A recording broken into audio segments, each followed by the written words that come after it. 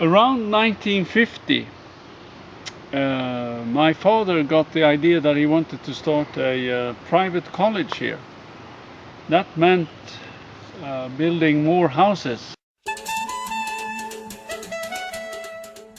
7 new houses were built, and we have seen some of them in pictures here. Up until 1950, our family only owned property on the other side of the road. We are now on the another side of the road, opposite side of the road. And here there are 5 houses. It's a mixture of Swedish style, but we also have some Chinese house here, as we will see.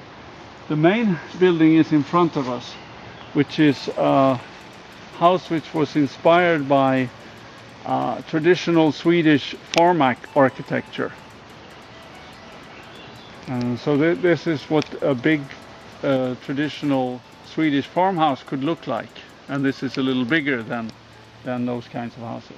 This is our main meeting house, and we also have served meals here.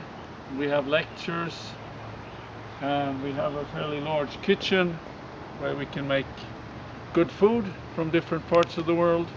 We have a stage inside where we can put on plays.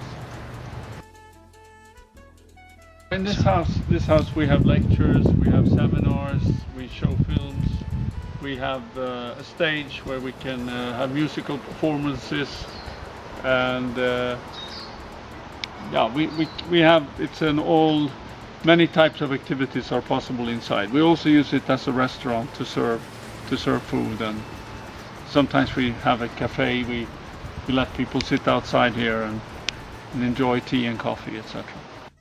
Now below here we have constructed another recreational thing, which is a bull court.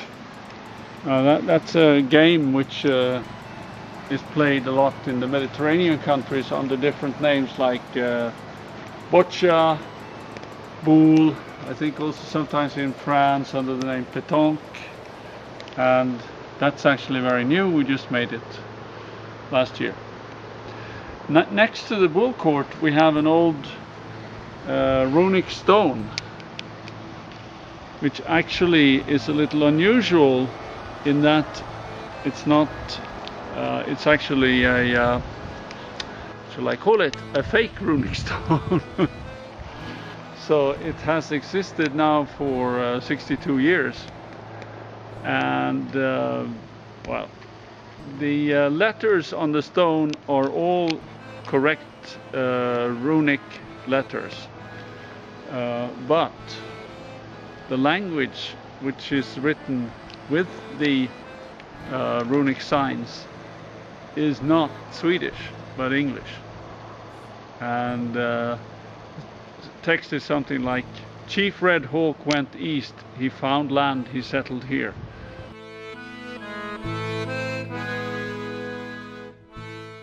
So this house is called Hawk Ridge, in Swedish Hökensås, and so the idea was that we had an Indian chief called Red Hawk who came here. And we had a lot of experts on the Swedish language and on Old Swedish, and they were all very mystified because they recognized all the signs, but they could not read the text. And of course, now you know the secret. It's not possible to read the text as Swedish, it is English. So that's why it was a little difficult. If you look at this path, it leads up to a round circle of stones. And in the middle of that circle there is a light which comes on at night. This is a place where everyone can come and imagine what they believe in. So if you believe in God, you go here. If you believe in Buddha, you can believe in Buddha. Or if you believe only in natural science, you believe in natural science. And you can stand here and you can fill the round circle with your own beliefs. So this is a place of, again, a place of meditation. We have quite a few small places where we have cut out small holes in the forest where you can sit and you can think on your own and perhaps meditate a little.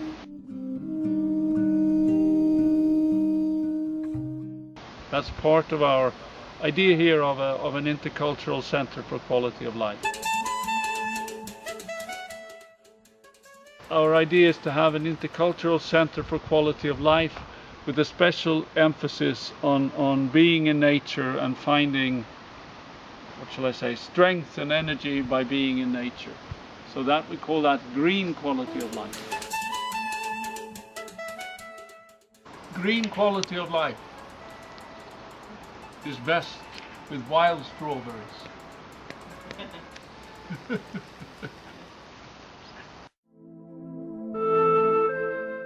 In the early 1950s, we also had a Chinese man living here, Wang Zuyu, and he lived here between 1947 and 1962, and he made his living by lecturing about China around Sweden, but also by translating Chinese classics by, for example, Confucius, Lao Tzu, to Swedish, together with the Swedish author Alf Henriksson.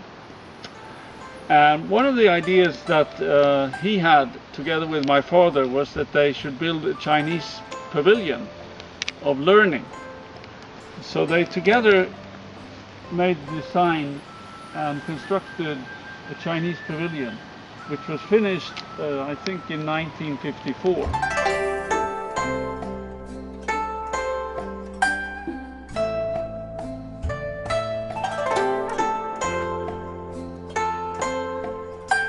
We also have a Chinese bridge which crosses the little brook that we have running through the landscape. And as you can see, there's a little wall in front of it.